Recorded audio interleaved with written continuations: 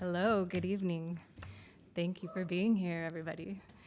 It means so much to share with you all in this moment as two of the most remarkable poets of our time take the stage, and to have been asked to introduce to you our first poet here tonight.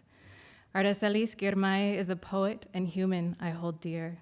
When friends and strangers alike ask me whom they should read, her name is inevitably the first out of my mouth, often with an exclamatory palm pressed to my sternum, which is a gesture for me that in that moment says to another, this poet is all heart. This poetry moves the heart. I carry this poet in my heart, and I want that joy for you too. Every time I read her poems, I'm moved by something we might call a kind of secular grace, a practice of seeing and hearing with an intimate and close generosity that transforms the meaning of close reading, inviting human and non-human forms of life, history, and future, our very relation to the world, to become other than what we might have expected, to become what could be. Across her works, Aracelis weaves stories of many beloveds, lands and waters and people, the living and the dead, the lost, the ones who remain. In a world wrought by the alienations, the estrangements of racial capitalism, its histories of empire, violence, uproot, and exile, her poetry invites readers to come close to the flesh of our material lives, to hold close to the vastness of our memory and dreams, to listen closely to the whispers of endless befores, the who and what of people and place that make us each a possibility, an entanglement of stars and seas, of bodies and their together. If estrangement from our histories, from life and place, from each other and from ourselves is a mechanism maintaining violence, her poetry beckons us to disturb that violence by moving closer into familiarity, to make familiar, to make family of the universe swirling around us, to come close and witness the infinite in the face of the closures sutured into the historical wound that began with separation, rendering us strangers and angers. She reminds the reader, you are made with everywhere. Aracelis Girmay's The Black Maria is a two-part collection of diasporic poems grieving the layers of yesterdays in the present, the refugee lives that succumb to the swallow of the Mediterranean Sea as afterlife of slavery's hold on Black bodies in transatlantic trade. Herself become of roots of Eritrea, Puerto Rico, and African America, Aracelis elaborates a poetics of the sea as a racialized and historical assemblage, the infinite before the leaded body, the drowned body. But the collection is also celebration of the sea as that which subtends Black life all around, the source of life before the weaponization of water, the site of Black intimacy and brilliance, the beauty of uncontained selves in degrees of love, and a multiplicity of coordinates from which we might stir up an otherwise by way of devotion to those we mourn and their might have beens, which also shape our might bees. The weight of these poems is also their luminosity, as she insists that we fill our language like the stars do with the light of a future tense. Inside of her words, we come to know that in the multitude of severances we survive as bodies of color, we are also vast oceans of maybes in which entire worlds remain possible, while we each breathe the breath we borrow. In her own words, knowing what we know now of history and of love, let us name every air between strangers' reunion. It strikes me that a poetry reading, if we let poetry do what poetry can do for body and breath in the face of estrangements, is also a kind of reunion between strangers, a way to know of history and love. With this in mind, it is my deep and sincere joy to invite you all to listen closely to how poetry might weave our together bodies and their tomorrow horizons, and to welcome to the stage La Brillante Aracelis Girmay.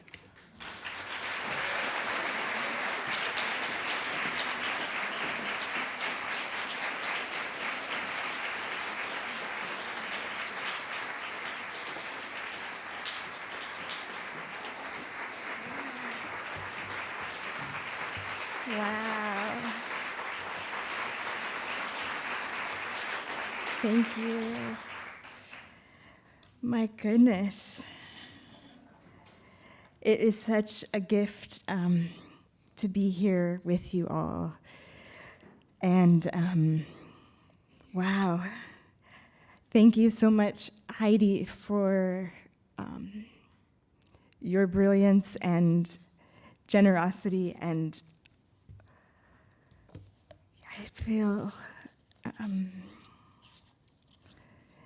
overwhelmed and deepened, and thinking of Audre Lorde, thinking about courage, and profoundly grateful to you, Heidi, and to those of you whose work I know, whose faces I know, for the ways that you give me and your beloveds and each other courage. Thank you to Bernard Schwartz, Ricardo Maldonado, and Sophie Heron for your tireless work and vision, and to Joy Harjo, whose work I've carried for decades across so many lives and years. Thank you.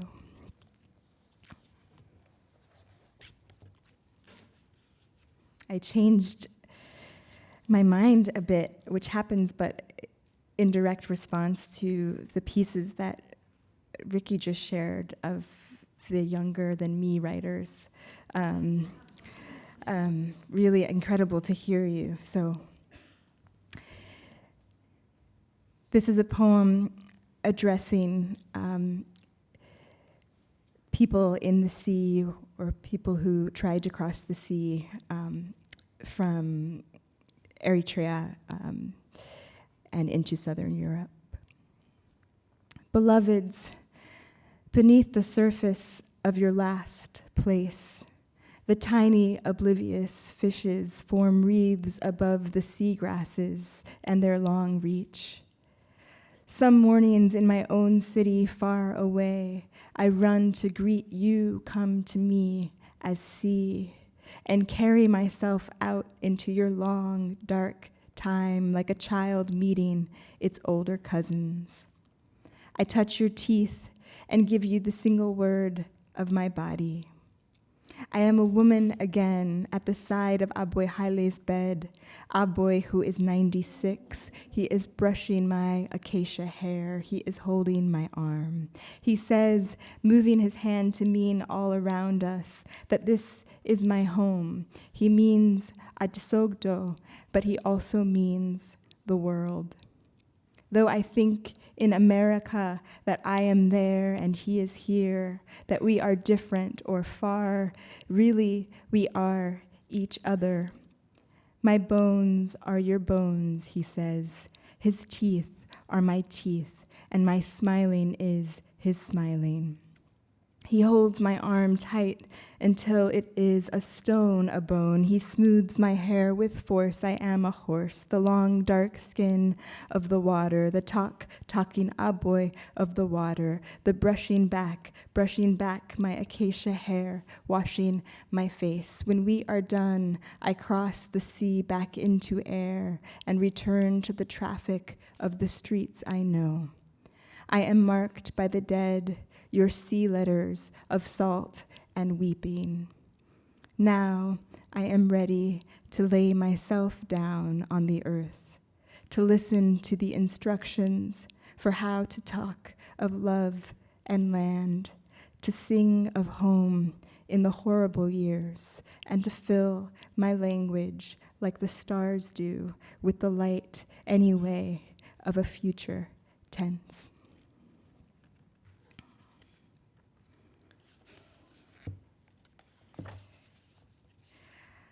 I've been carrying this excerpt of James Baldwin's From a Letter to My Nephew, and I just want to read it here.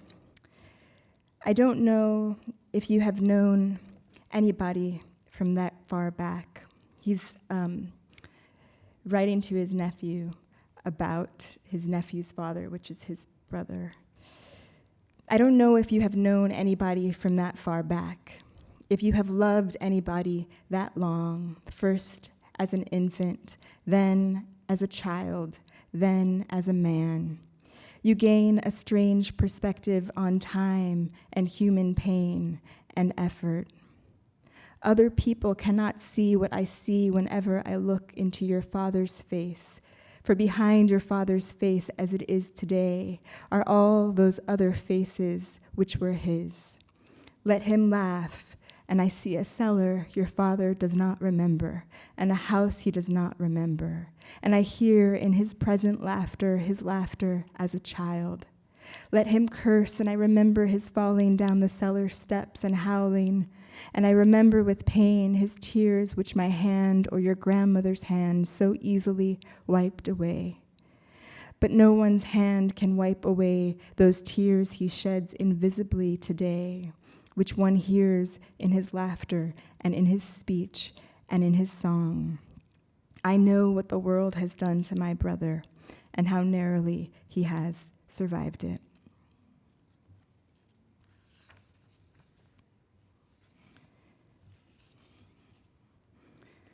This is called The Woodlice, Fourth Estrangement. The beauty of one sister who loved them so, she smuggled the woodlice into her pockets and then into the house after a day's work of digging in the yard.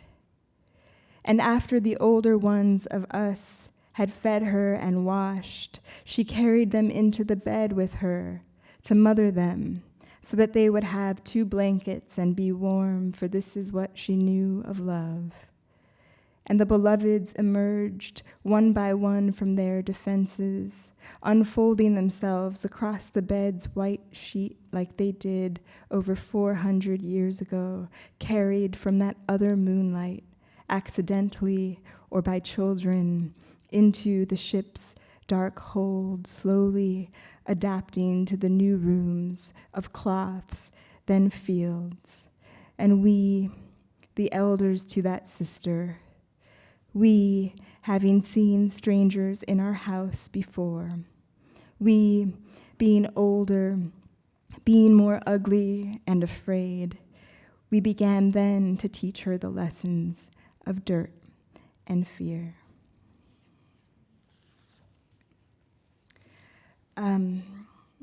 This is called Cooley High, Fifth Estrangement.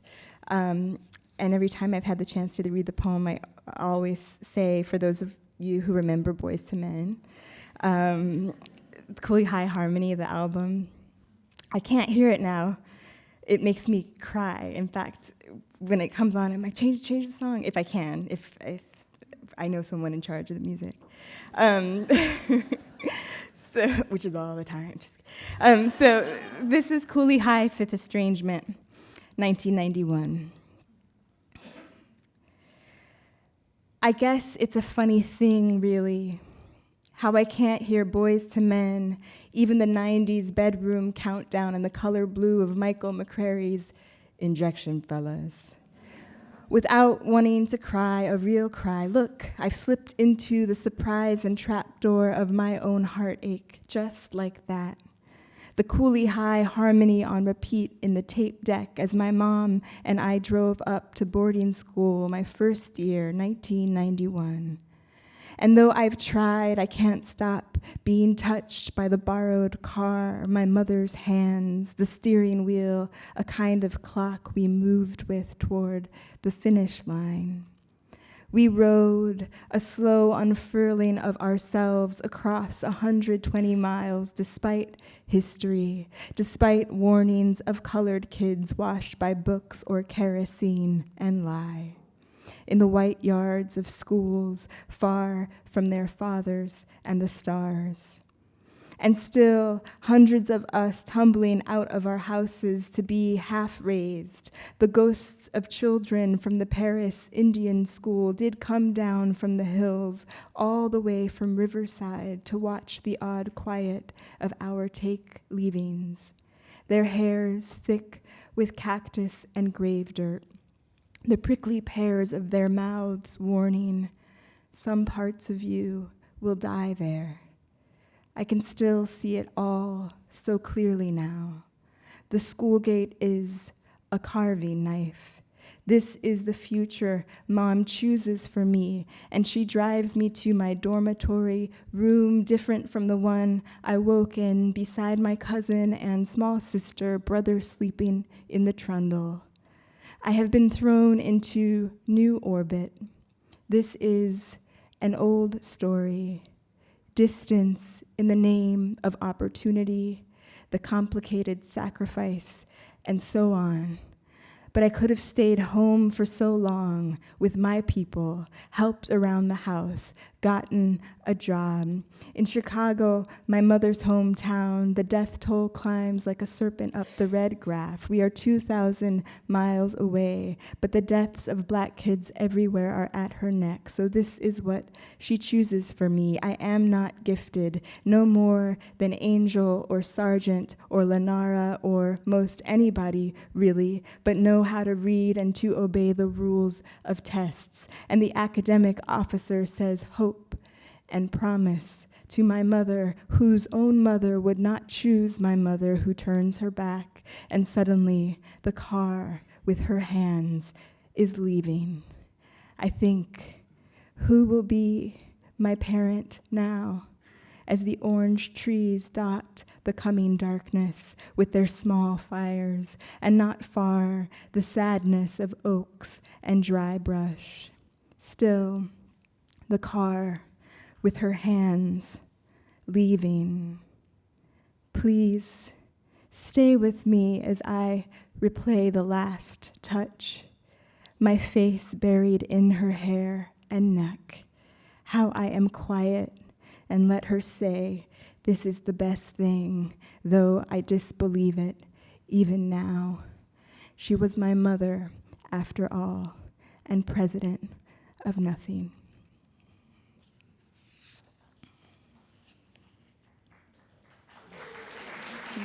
Thank you.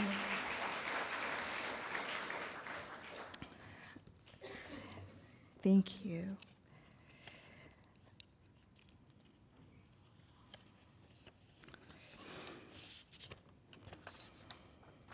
This is, Lucille Clifton has come up a few times tonight, and always, maybe. And in the summer, before the summer, I was invited to write a poem in response to Lucille Clifton's work by the 92nd Street Y, by the folks here. Wrote one poem and submitted it, and I'm still working on this one, but I wanted to read this poem in process to you all. Poem to fit into a palm, though like light I cannot catch it. I've been thinking so much about these poems of hers that feel palm-sized. Poem to fit into a palm, though like light I cannot catch it. When there is nearly nothing left of light, and the kids, are finally asleep in the sleep that is beginning and green, their first deep breaths take me into what sighs there, and myself also, until my son, up from his silt, wakes me from my own for the water he is thirsty for, and I cross through to open the faucet, cross back, and while he drinks, see the water in his glass now, catching the old little light, crossing this room, where finally it finishes. But just before, for a second smaller than a second, this light touches his pupils, flashes in his glass, is briefly known to him, and I am it. I was alive when both my children were born. It was May, then it was June. Snow fell through our heads, and I was surprised that of all the animals, it was the snow who came. From the moment my children were born, before that, we were buying them away out of my body. We are buying their lives, my lives, their fathers' lives. We draw a circle around us. This is what we can pay. What will that get us? How much time? Outside the window of my childhood, a crow stands empty in its throat. Here you go. I am emptying my throats too.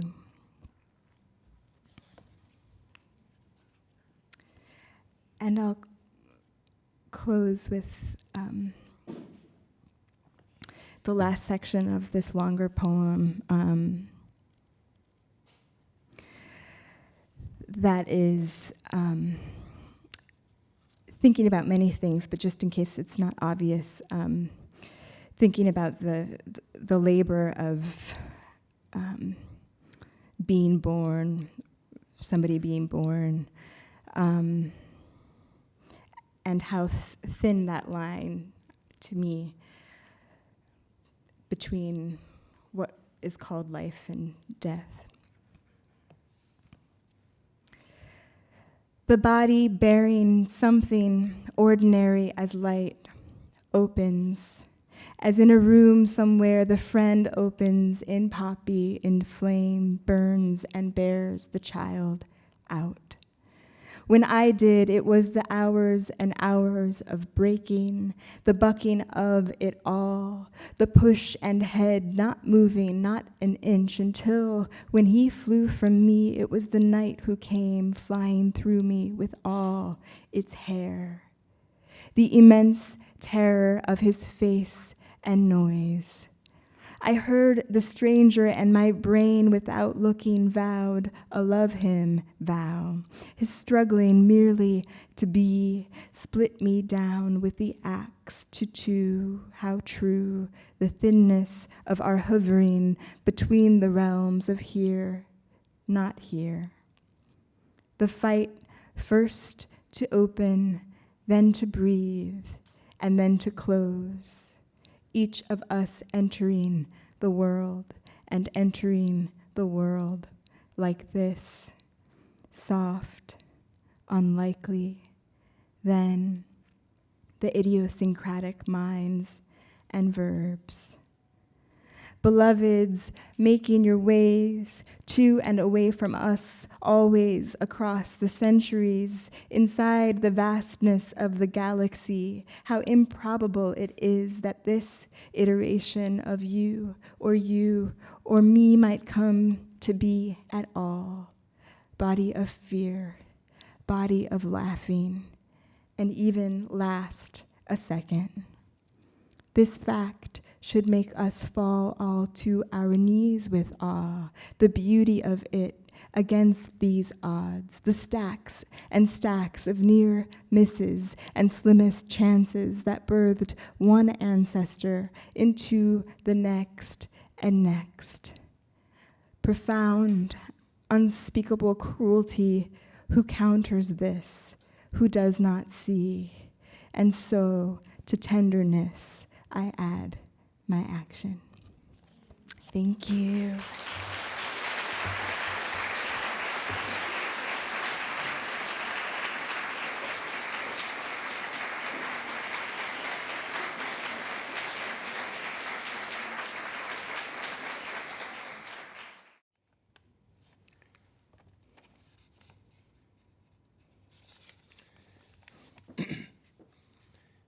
It is an honor, privilege, and with immense joy and pleasure that I'm here tonight to introduce the distinguished American poet, playwright, and musician, Joy Harjo.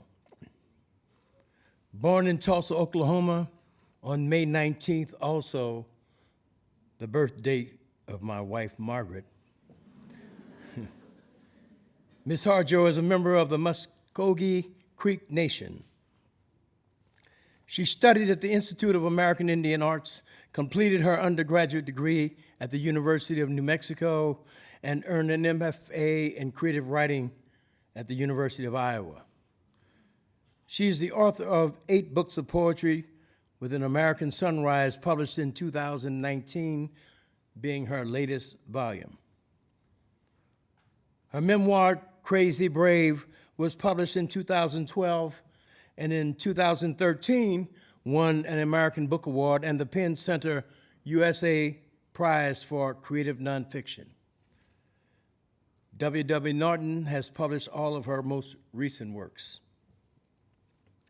When Poets and Writer awarded Joy Harjo the Jackson Prize in Poetry this year, in April of 2019, the judge noted, quote, Harjo's work speaks not only to the world we live in, but to the unseen world that moves through us, the thread that has connected us all from the start.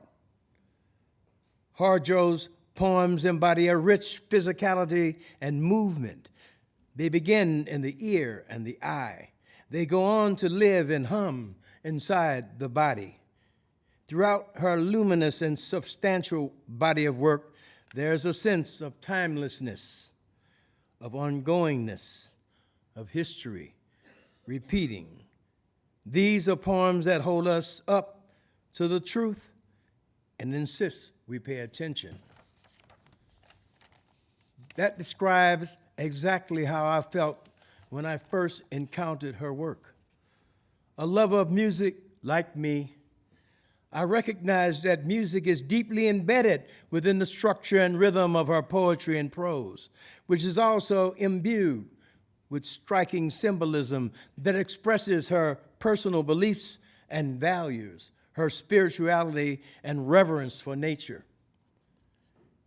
In her most famous early poem, She Had Some Horses, Miss Harjo not only uses the horse as a metaphor throughout the poem, she also employs her poetic use of rhythm here, the technique of repetition, which further strengthens the symbolism of the horse in the poem. Listen to her words in the very first lines of the poem. She had some horses. She had horses who were bodies of sand. She had horses who were maps drawn of blood. She had horses who were skins of ocean water. She had horses who were the blue air of sky. She had horses who were fur and teeth. She had horses who were clay and would break. She had horses who were splintered red cliffs. She had some horses. I read this poem at first on the page and then read it out loud. It really knocked me off my feet. The poem's use of antiphonal call and response and repetitive rhythms and how she marries the symbolism of a horse's movement, its gait while running, is absolutely stunning to me. Later, when I heard Miss Harjo read the poem in person, it marked her for me as a poet of the first rank, along with the late poets Amiri Baraka and Jane Cortez, to name just two of the great practitioners of the oral art of poetry. An alto saxophonist, Joy Harjo, also plays a horn when she performs sometimes with a band, poetic justice and with aerodynamics. She has released 5 music CDs and participated in numerous public performances around the world. Her poetry and prose have been admired and celebrated among those of us who've known her work for as long as I can remember. It's been translated all over the world. In addition to being a poet, memoirist, musician, band leader, she is also an activist who has pledged to raise all voices, all women, all of my tribe, all people, and this reveals her commitment that the project of Native survival demands a vision of hope. She has said, quote, I have forgotten my name in the language I was born to, because she writes in English. In An American Sunrise, she writes in her poem, How to Write a Poem in a Time of War, which addresses how Native people were influenced by white American culture, quote, we tried to pretend war wasn't going to happen, though they began building their houses all around us and demanding more. They started teaching our children their God's story, a story in which we'd always be slaves. On the other hand, she has written work that raises the history, ethos, and culture of our people, a work that is powerful, celebrates, remains true to the forgotten names of our people. Ms. Harjo has said, I have a responsibility to all the sources I am, to all past and future ancestors, to my home country, to all places that I touch down and that are myself, to all voices, all women, all of my tribe, all people, all earth, and beyond that, to all beginnings and endings. End quote. In 2016, Ms. Harjo was appointed Chair of Excellence in the Department of English at the University of Tennessee, Knoxville. In 2019, she was named the new Poet of the United States, an honor she richly deserves. She is the first indigenous Native American to be so honored, though hopefully she won't be the last. She was also elected a Chancellor of the Academy of American Poets. In addition, Ms. Harjo is the author of 2 plays, received a John Simon Guggenheim Fellowship in 2014, and in 2015, she received the Wallace Stevens Award in Poetry and the Academy of American Poets Board of Chancellors. In 2017, she received the Youth Lilly Poetry Prize. In closing, I will leave you with words from her poem, Break My Heart, published in her new book, An American Sunrise. There are always flowers, love, cries, or blood. Someone is always leaving by exile, death, or heartbreak. The heart is a fist, its pockets prayer or holds rage. It's a timekeeper, music maker, or backstreet truth teller. Baby, baby, baby. You can't see what's being said. You can't say what's being said before, though even words are creatures of habit. You cannot force poetry with a ruler or jail it at a desk. Mystery is blind, but wills you to untie the cloth in eternity. Police with their guns cannot enter here to move us off our lands. History will always find you and wrap you in its 1,000 arms. Someone will lift from the earth without wings. Another will fall from the sky. Chaos is primordial. All words have roots here. You will never sleep again, though you will never stop dreaming. The end can only follow the beginning, and it will zigzag through time. Governments and lovers, be who you are, even if it kills you.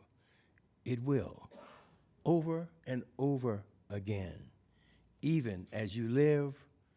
Break my heart, why don't you?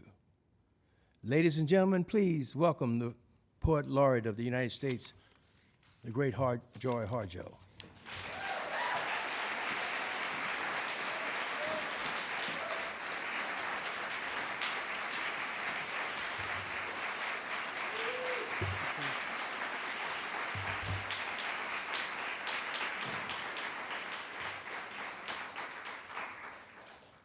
It's great to be here. Thank you, Quincy.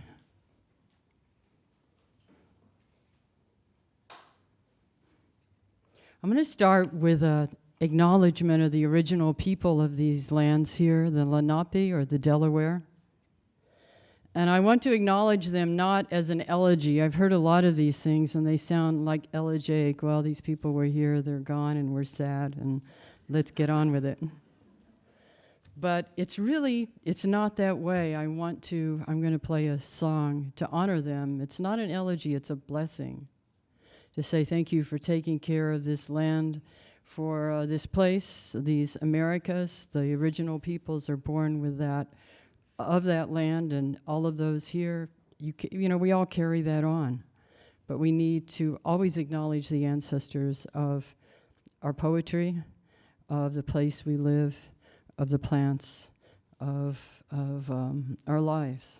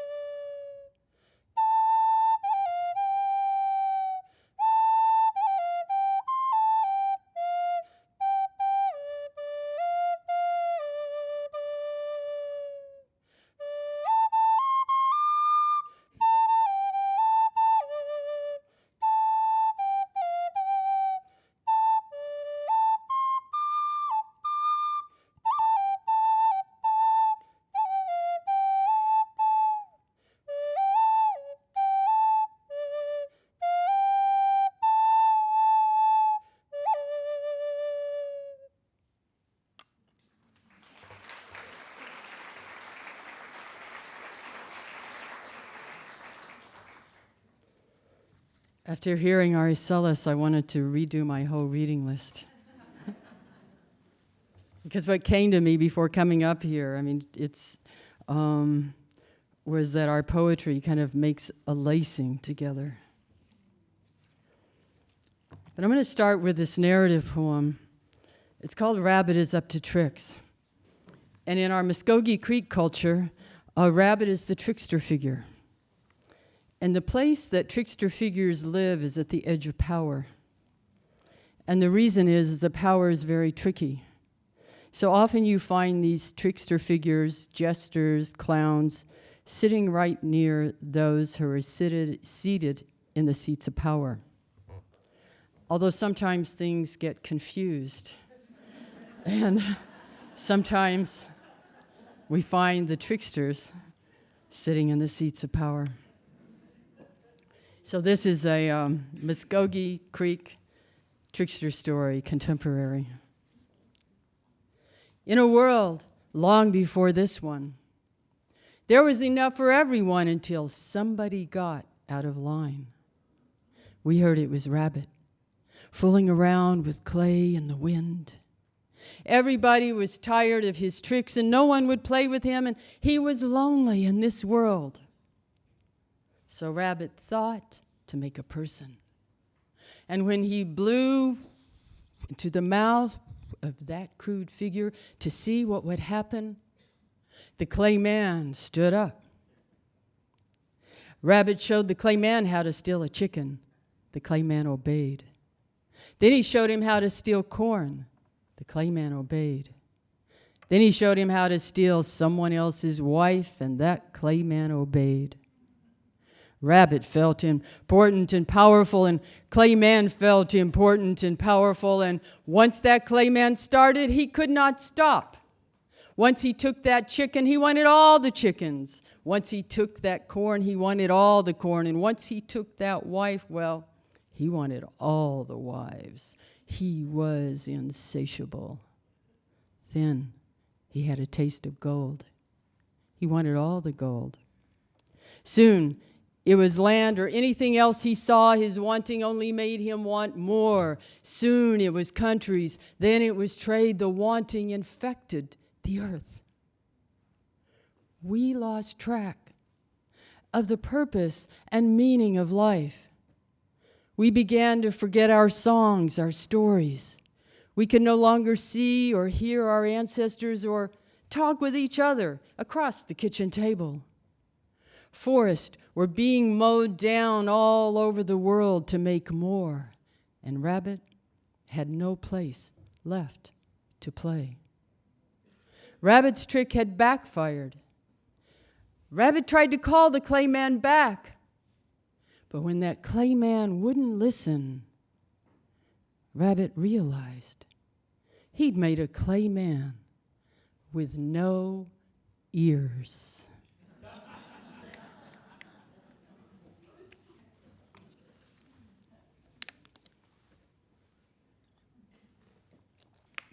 This next piece is called How to Write a Poem in a Time of War. And an American Sunrise came about. It was odd. It was the last on my list of projects to do, and I was about to begin my last semester teaching in the last fall at UTK because I was going back to Tulsa, and I felt bad about it because I had taken that position because our homelands are there, the homelands of the Muskogee Creek, the Cherokee, a lot of southeastern tribes. And I wanted to go visit, and we drove, my husband, who's also the same tribe, we drove all over that country. We even found a house that had belonged to one of my relatives before removal. And I know the picture that a lot of Americans have is that before removal, we were running around in buckskins and hiding out in the woods and so on. But we're human beings. And what was so disturbing is that we were gone. It's difficult to go to back to a place where your people have essentially been raised or razored or disappeared from lands that hold your stories, that hold your origin stories. So I looked out into the trees because I knew I was leaving, and I felt like almost like I was betraying the story, because I had returned, and now we had returned, we had come home, and now we were leaving to go to this place that had been a place of disappearance. So I looked out into the trees, and the trees said, What did you learn here? And I went in and wrote the first line of this poem. And then this book of poems came when it was impossible. I had no time to write a book of poems. And at the same time, I was watching the news stories. We were part of a whole story field, and there were an image that's in here, those two little girls, twin girls, killed over the Middle East. And so they're part of it. We're all part of this story, because America is very young, and there'll be no healing until we hear all of our stories, and all of our stories have a place. How to write a poem in a time of war. You can't begin just anywhere. It's a wreck. Shrapnel in the eye of a house, a row of houses. There's a rat scrambling from light with fleshy trash in its mouth. A baby strapped to its mother's back, cut loose. Soldiers crawl the city, the river, the town, the village, the bedroom, our kitchen. They eat everything or burn it. They kill what they cannot take. They rape what they cannot kill. They take. Rumors fall like rain, like bombs, like mother and father tears swallowed for restless peace.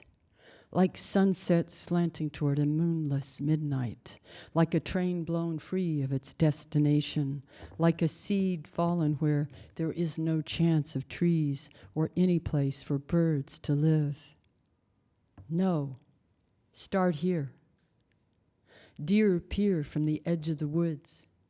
We used to see woodpeckers the size of the sun, and were greeted by chickadees with their good morning songs.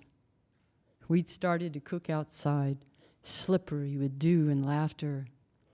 Ah, these smoky sunrises. We tried to pretend war wasn't going to happen. Though they began building their houses all around us and demanding more, they started teaching our children their God's story, a story in which we'd always be slaves. No, not here. You can't begin here. This is memory shredded because it is impossible to hold with words, even poetry. These memories were left with the trees. The torn pocket of your daughter's hand-sewn dress, the sash, the lace, the baby's delicately beaded moccasin still connected to the foot, a young man's note of promise to his beloved. No, this is not the best place to begin.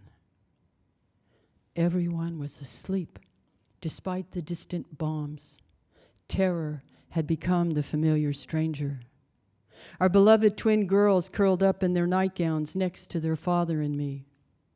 If we begin here, none of us will make it to the end of the poem. Someone has to make it out alive, sang a grandfather to his grandson, his granddaughter. Chihoto. Chazari, as he blew his most powerful song into the hearts of the children. China, oh, there, it would be hidden from the soldiers who would take them miles, rivers, mountains from the naval cord place of the origin story. He knew one day, far day, the grandchildren would return. Generations later, over slick highways constructed over old trails. Lakadi momais, through walls of laws meant to hamper or destroy, or over stories, stones bearing libraries of the winds. He sang us back to our home place from which we were stolen in these smoky green hills. Yes, begin here.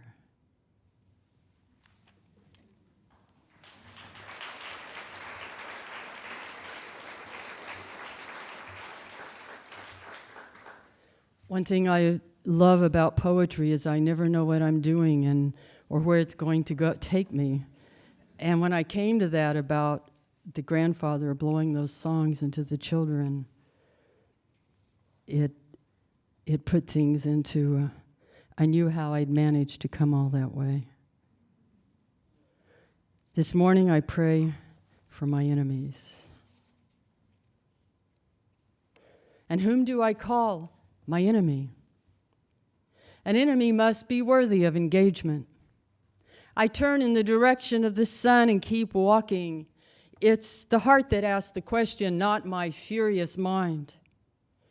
The heart is the smaller cousin of the sun. It sees and knows everything.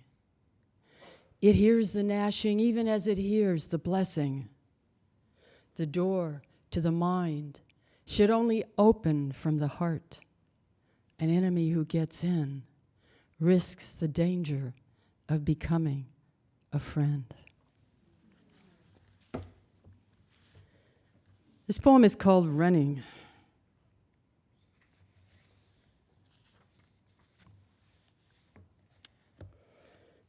I'm not sure what to say about this poem, except that when you know, memory has so many layers and is so deep and wide and lives in all of us. I like that point in your poem about with the bones. My bones are your bones.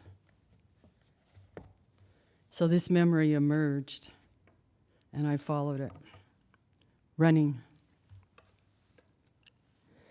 It's closing time. Violence is my boyfriend with a cross to bear. Hoisted on by the church, he wears it everywhere. There are no female deities in the Trinity. I don't know how I'm going to get out of here, said the flying fish to the tree. Last call. We've had it with history, we who look for vision here in the Indian in Poetry bar somewhere to the left of hell. Now I have to find my way when there's a river to cross and no boat to get me there. When there appears to be no home at all, my father gone, chased by the stepfather's gun, get out of here. I found my father at the bar. His ghost, at least, some piece of him in this sorry place. The boyfriend's convincing to a crowd. Right now he's the spell of attraction. What tales he tells. In the fog of thin hope, I wonder this sad world we've made with the enemy's words. The lights quiver like they do when the power's dwindling to a dangling string. It's time to go home. We are herded like stoned cattle, like children for the bombing drill. Out the door, into the dark street of this old Indian town where there are no Indians anymore. I was afraid of the dark because then I could see everything, the truth with its eyes staring back at me, the mouth of the dark with its shiny moon teeth, no words, just a hiss and a snap.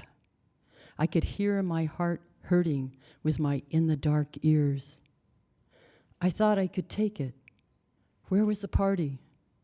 It's been a century since we left home with the American soldiers at our backs.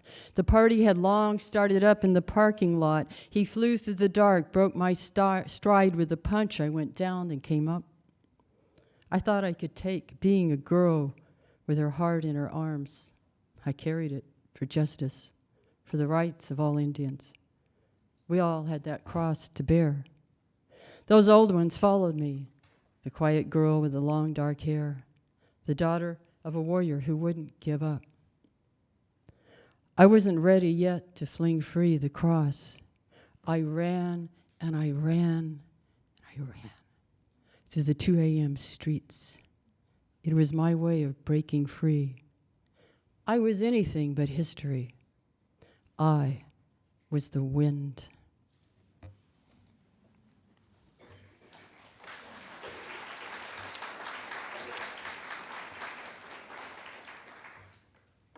So this next piece is called Once the World Was Perfect, and it's based on these stories about how we humans have been through many different worlds. You know, we come into a world and We all make it together, we put it together, and we're given instructions about how to live, how to take care of the world, that we're all relatives, that there's no hierarchy, that the plants have a place here as much as we do, the different animals, the different elements, and then we start forgetting. And then eventually we destroy the world. And then we're in chaos, and then here we are again at a similar place. Isn't life kind of like that? We come up against ourselves over and over again. So this is about that. It's called Once the World Was Perfect.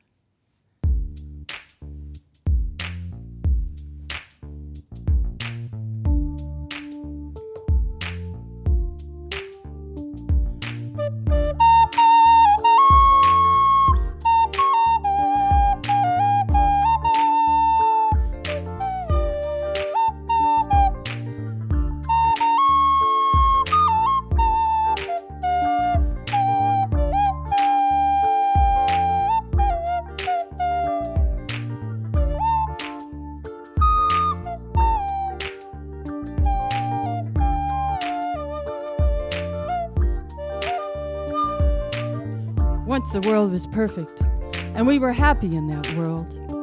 Then we took it for granted. Discontent began a small rumble in the earthly mind. Then doubt pushed through with its spiked head. And once doubt ruptured the web, all manner of demon thoughts jumped through. We destroyed the world we'd been given for inspiration, for life. Each stone of jealousy, each stone of fear, greed, envy, and hatred put out the light. No one was without a stone in his or her hand. Now, there we were, right back where we had started. We were bumping into each other in the dark.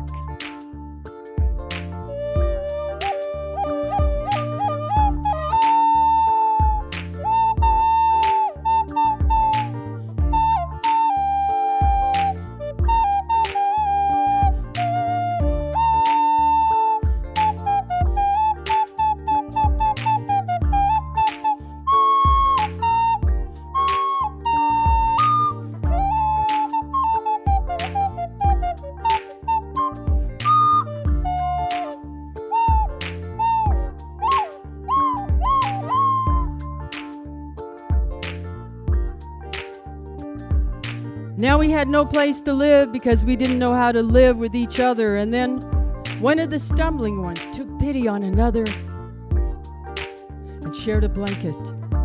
A spark of light made a kindness. A spark of kindness made a light. The light made an opening in the darkness. Everyone worked together to make a ladder. A wind clan person climbed out first into the next world, and then the other clans, and their children, and their children, and their children, and their children, all the way through time to now, through this moment's dark, to you.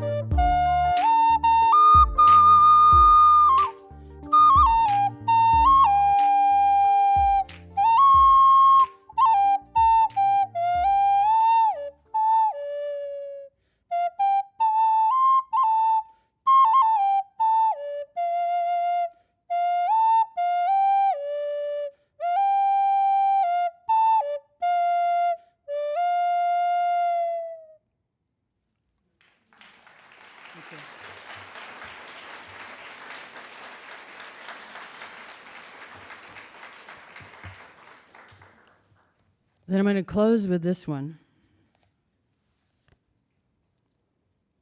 It's for calling the spirit back from wandering the earth and its human feet. And I want to say thank you, as we say in Muskogee Creek language, is maro, maro, maro, maro, for this opportunity to be here as part of this room and of your story and the story of the 92nd Street Y and its support of poetry all of these years. For Bernard Schwartz, everyone that's had something to do with making these events, for Quincy, for Aracelis, for Heidi, for Ricardo, for everyone, all the crew. Thank you. And thank you for this, to the spirit of poetry, without whom I would not be here. In all the different ways that can mean. Put down that bag of potato chips, that white bread, that bottle of pop. Turn off that cell phone, computer, and remote control. Open the door, then close it behind you. Take a breath offered by friendly winds. They travel the earth, gathering essences of plants to clean. Give it back with gratitude. If you sing, it will give your spirit lift to fly to the stars' ears and back. Acknowledge this earth who has cared for you since you were a dream planting itself precisely within your parents' desire. Let your moccasin feet take you to the encampment of the guardians who have known you before time, who will be there after time. They sit before the fire that has been there without time. Let the earth stabilize your post-colonial insecure jitters. Be respectful of the small insects, birds, and animal people who accompany you. Ask their forgiveness for the harm we humans have brought down upon them. Don't worry. The heart knows the way, though there may be high-rises, interstates, checkpoints, armed soldiers, massacres, wars, and those who will despise you because they despise themselves. The journey might take you a few hours, a day, a year, a few years, 100 years, 1,000 or even more. Watch your mind. Without training, it might run away and leave your heart for immense human feasts set by the thieves of time. Do not hold regrets. When you find your way to the circle, to the fire kept burning and by the keepers of your soul, you will be welcomed. You must clean yourself with cedar, sage, or other healing plant. Cut the ties you have to failure and shame. Let go the pain you are holding in your mind, your shoulders, your heart, all the way to your feet. Let go the pain of your ancestors to make way for those who are heading in our direction. Ask for forgiveness. Call upon the help of those who love you. Call your spirit back. It may be caught in corners and creases of shame, judgment, and human abuse. You must call in a way that your spirit will want to return. Speak to it as you would a beloved child. Welcome your spirit back from its wandering. It may return in pieces, in tatters. Gather them together. They will be happy to be found after being so lost for so long. Your spirit will need to sleep for a while after it is bathed and given clean clothes. Now you can have a party. Invite everyone you know who loves and supports you. Keep room for those who have no place to go. Make a giveaway, and remember, keep the speeches short. Then you must do this. Help the next person find their way through the dark. Okay.